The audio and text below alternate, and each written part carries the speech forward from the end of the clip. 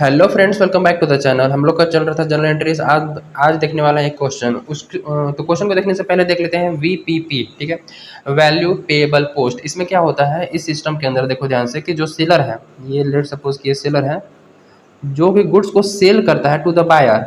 Late suppose यहाँ buyer है, ठीक है, बायर, ये पर्सन क्या है, बायर है। ठीक है, तो सेलर क्या करेगा, गुड्स सोल्ड करेगा। मैंने ऐसे क्यों नहीं बनाया, तो देखो ध्यान से, यहाँ पे है एक ऑफिस जिसको बोलते हैं पोस्ट ऑफिस। ठीक है, तो सेलर क्या करता है, गुड्स सोल्ड करता है बायर को थ्रू पोस्ट ऑफिस। पहले ये जाके पोस्ट ऑफिस में देगा और पोस्ट ऑफिस वाला जो इंसान होगा, ठीक है, वो बायर को लाके देगा गुड्स, और बायर क्या करेगा, पेमेंट करेगा इस पोस्ट ऑफिस वाले पर्सन को दे देगा, और फिर ये पर्सन इसको। ठीक है, तो ये जो सिस्टम है इसको बोलते हैं वैल्यू पेएबल पोस्ट। कि वैल्यू जो है वो पे हो रही है थ्रू पोस्ट ऑफिस, यानी कि सेलर गुड्स को सोल्ड कर रहा है बायर को, लेकिन पोस्ट ऑफिस उसमें बीच में आ रहा है। ठीक है, तो इस सिस्टम को बोलते हैं वैल्यू पेएबल पोस्ट। ठीक है, वीपीपी। तो डायरेक्टली बायर कहाँ से परचेस करेगा, पोस्ट ऑफिस से। ठीक है, और सेलर गुड्स को दे देगा पोस्ट ऑफिस को। करेक्ट है। तो देखते हैं क्वेश्चन नंबर 27 में कि क्या कैसे होता है। नंबर 27 जिसमें क्या बोला है, पहला ट्रांजेक्शन में कि received a VPP from Ram for 20,000, sent a peon to collect it who paid 150 as a cartage. देखो इस लाइन का मतलब समझो पहले कि जो रिसीव्ड जो राम है वो 20,000 का गुड्स बेचा है पोस्ट ऑफिस के थ्रू। ठीक है, जिसको बोला है वीपीपी। ठीक है, तो हमने रिसीव किया है राम से, लेकिन वो पोस्ट ऑफिस के थ्रू रिसीव हुआ है। तो हमने क्या किया, एक पियोन को सेंड किया कि भैया जा पोस्ट ऑफिस से कलेक्ट कर ले। ठीक है, हमने राम से सामान खरीदा था, वो आ गया है। तो उसने क्या किया, जाते समय 150 रुपये कार्टेज पेमेंट किया। कार्टेज क्या होता है, गाड़ी भाड़ा, और फ्रेट भी वही होता है। ठीक है, कार्टेज फ्रेट आ जाए, गाड़ी भाड़ा, शिपिंग चार्जेस, तो वो शिपिंग के लिए यूज़ किया जाता है। तो जब हम शिप से सामान मंगाते हैं, ठीक है, तो जो चार्जेस देना पड़ता है उसको बोलते हैं शिपिंग चार्जेस बेसिकली। और गाड़ी भाड़ा में हम लोग का कार्टेज फ्रेट वगैरह होता है। ठीक है, तो कार्टेज पेमेंट किया मतलब गाड़ी भाड़ा पेमेंट किया। तो इस केस में हमने गुड्स परचेस किया ना, तो पहला ट्रांजेक्शन एंट्री क्या होगा, हमने गुड्स परचेस किया, चाहे वीपीपी के थ्रू परचेस किया या फिर डायरेक्टली परचेस किया, गुड्स तो परचेस किया ना। तो गुड्स परचेस किया तो directly purchase account debit, nothing more. 20,000 का सामान खरीदा तो 20,000। ठीक है, और हमने क्या पेमेंट किया, कार्टेज पेमेंट किया, जो हमारे लिए क्या है, एक्सपेंस, खर्चा हो गया। तो खर्चे डेबिट होते हैं, तो cartage account debit to bank account. पैसे कहाँ से गए होंगे, बैंक अकाउंट या फिर कैश अकाउंट लिख सकते हो। क्वेश्चन में बेसिकली कैश अकाउंट यूज़ किया है, तो कैश अकाउंट यूज़ कर लेना। ठीक है, टू बैंक अकाउंट या टू कैश अकाउंट। और 150 रुपये गाड़ी भाड़ा, तो टोटल कितना पेमेंट किया होगा, 20,000 तो गुड्स के लिए उसको दिए होंगे पोस्ट ऑफिस वाले को, और 150 रुपये मतलब गाड़ी वालों को दिया होगा। तो 20,000 150 रुपये टोटल खर्चा हो गया। तो हमारा कैश उतना चला जाएगा, क्रेडिट वाट गोज आउट। ठीक है, बात समझ में आ गई, एंट्री क्लियर है ना। Bing goods purchase for 20,000 and cartridge paid. ठीक है, परचेज अकाउंट डेबिट क्यों, क्योंकि एक्सपेंस हो गया हमको 20,000 खर्चा गुड्स खरीदने में। और उस गुड्स को लेने जाने के लिए हमें क्या करना पड़ा, 150 रुपये और खर्चा करना पड़ा, जिसको बोले गाड़ी भाड़ा। तो वो टोटल मिला के 20,150 खर्चा हो गया, हमने कैश दे दिया। ठीक है, दूसरा एंट्री क्या बोला है, paid 3,000 for subscribing news paper and magazines. अब देखो, जनरली कंपनीज में न्यूज़पेपर मैगजीन्स वगैरह छपती रहती है। ठीक है, तो बेसिकली जो जनरल छोटे मोटे खर्चे होते हैं उसको बोलते हैं मिसलेनियस एक्सपेंस। कौन सा एक्सपेंस, मिसलेनियस एक्सपेंस या फिर मिसलेनियस एक्सपेंडिचर बोल दो। कि जनरली छोटे मोटे खर्चे होते रहते हैं, जो कि हम एक पर्टिकुलर कैटेगरी में इसको क्लासीफाई नहीं करते हैं, नॉर्मल खर्चा ट्रीट कर लेते हैं कि ये मिसलेनियस आइटम है। ठीक है, ये सब होते रहते हैं। तो 3,000 पेमेंट किया है न्यूज़पेपर और मैगजीन्स के लिए, तो उसको जो न्यूज़पेपर और मैगजीन्स के लिए वो हमारा मिसलेनियस खर्चा में आ जाएगा। तो उसको लिखेंगे miscellaneous expense account debit to. अब पेमेंट किया है तो टू कैश अकाउंट, यानी क्रेडिट वाट गोज आउट, 3,000 और 3,000। ठीक है, being amount paid for newspaper and magazines.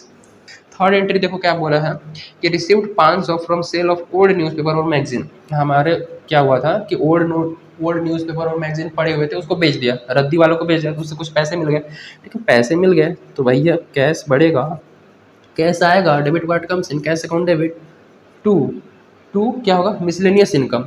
अब न्यूज़पेपर मैगजीन्स वगैरह कोई पर्टिकुलर इनकम है नहीं, गुड्स तो बेचा नहीं है पर्टिकुलर, या फर्नीचर वगैरह कुछ बेचा नहीं है। ठीक है, कोई हैवी अमाउंट, कुछ हैवी चीज़ नहीं बेची है, बेसिकली ये कूड़ा कचड़ा वाला सामान जो है पड़ा हुआ था, तो वो मिसलेनियस में आ जाएगा। जैसे कि मिसलेनियस एक्सपेंस हुआ था वैसे मिसलेनियस इनकम हो जाएगा। ठीक है, तो मिसलेनियस इनकम। कितना है 500 रुपये, तो 500 से एंट्री पास कर दो। Being cash receive from sale of newspaper, old newspaper और मैगजीन, इस टाइप से लिख देना। ठीक है। फोर्थ नंबर एंट्री क्या बोला है, देखो receive 10,000 for from sale of old chair and table. ठीक है। चेयर और टेबल को बेचने से पर्टिकुलर, देखो अब चेयर और टेबल क्या है हमारे लिए, एसेट है जो कि फर्नीचर के कैटेगरी में आता है। करेक्ट है। फर्नीचर की दुकान में जाओगे तो बेसिकली क्या, टेबल कुर्सी सोफा सेट बेड वगैरह ये सब तो मिलेंगे ना, पलंग वगैरह।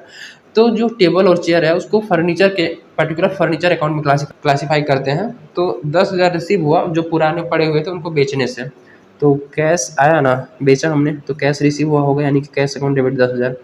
ठीक है। अब टू चेयर टेबल लिखो तो लिख सकते हो, या फिर एक ही अकाउंट डायरेक्टली यूज़ करो, टू फर्नीचर अकाउंट। अब फर्नीचर में वो सारे टेबल कुर्सी जो भी बेचे होंगे वो सब आ जाएंगे। ठीक है। 10,000 टू फर्नीचर अकाउंट। और नरेशन में पूरा डिटेल में लिखना कि बिंग ओल्ड चेयर फॉर जो भी है, being old chair table sold. ठीक है, ₹4 10,000। एंड फिफ्थ ट्रांजेक्शन देखोगा क्या बोला है, पेड इंटरेस्ट ऑन लोन 6,000।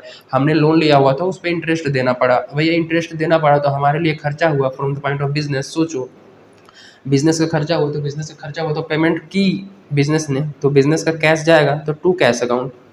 ठीक है। बिजनेस का कैश गया, लेकिन वो कैश किसका है, इंटरेस्ट पेमेंट से आउट हुआ ना, तो इंटरेस्ट हमारे लिए क्या हुआ, खर्चा हुआ। तो interest on loan, interest on loan account debit. कितना पेमेंट किया है, 6,000। 6,000 खर्चा हो गया हमारा इंटरेस्ट, और हमारे हाथ से कैश गया इसलिए कैश को क्या किया, क्रेडिट किया। तो being interest on loan paid ₹6,000। ठीक है। इस टाइप से सिंपल एंट्री कर देना। तो जंप करने से पहले भैया टोटल कर लेना यहाँ पर, और CF लिखना, कैरिड फॉरवर्ड। ठीक है। और आगे हम उसको क्या करेंगे, ब्रॉड फॉरवर्ड करेंगे। तो आगे हमारा यहाँ होगा ब्रॉड फॉरवर्ड। ठीक है। और जो भी अमाउंट आया होगा वहाँ पे लिख देना, और फिर आगे की एंट्री हम लोग करना स्टार्ट करते हैं।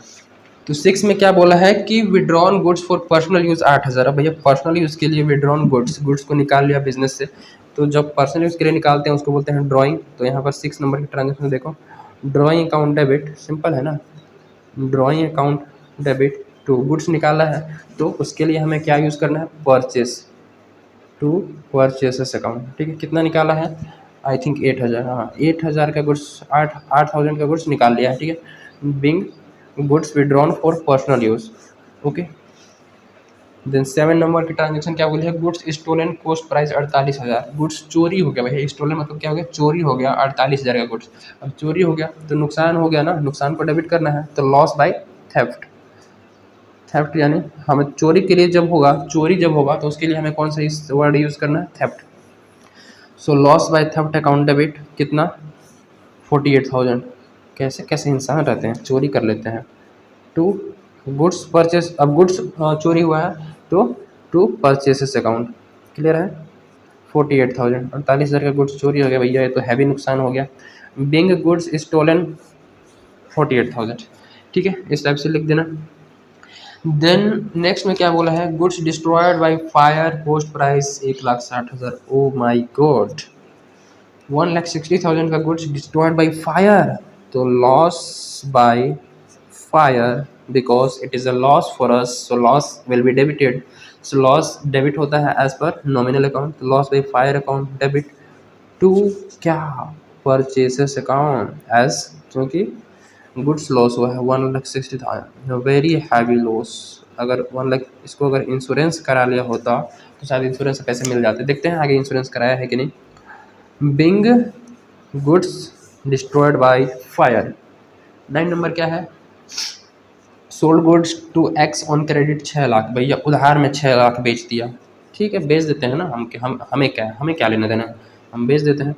तो उधार में बेचा है ना, तो एक्स रिसीव किया होगा, क्योंकि पैसे तो मिला नहीं, तो एक्स इज़ द रिसीवर, तो X account debit to sales account. Goods बेचा है तो कौन सा वर्ड यूज़ होगा, सेल्स।